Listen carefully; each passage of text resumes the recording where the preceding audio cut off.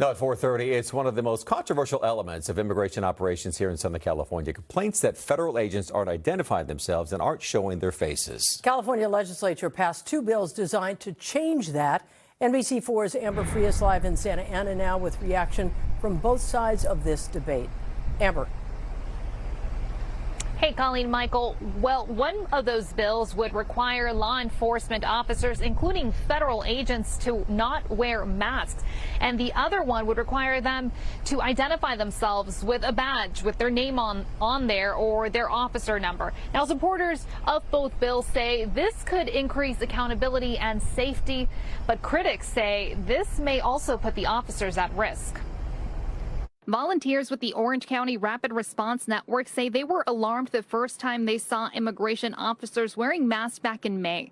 They say they weren't sure who they were dealing with. They could not disclose which agency they were from.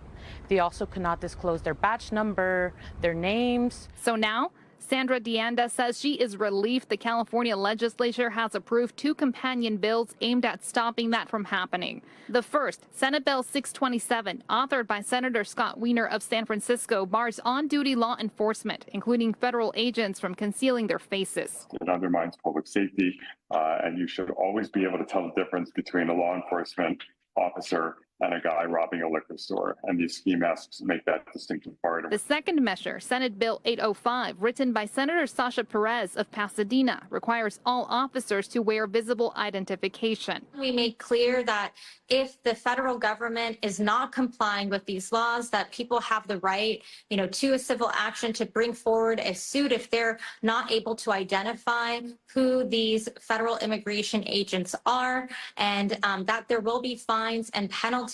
Exceptions would be made for SWAT teams, undercover officers, and CHP officers.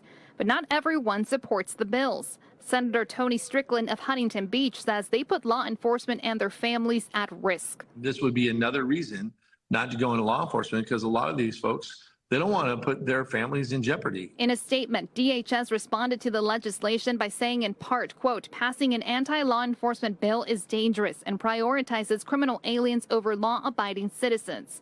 They went on to say, quote, every ICE officer clearly identifies themselves and wears a visible badge, end quote. Still, immigrant groups say the risk to officers are outweighed by the risk to communities. But it's absolutely necessary.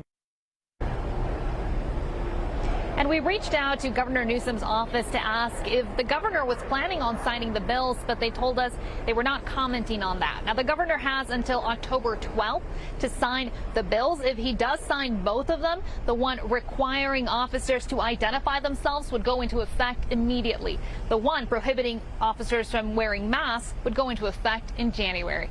Reporting live from Santa Ana, Amber Frias, NBC4 News.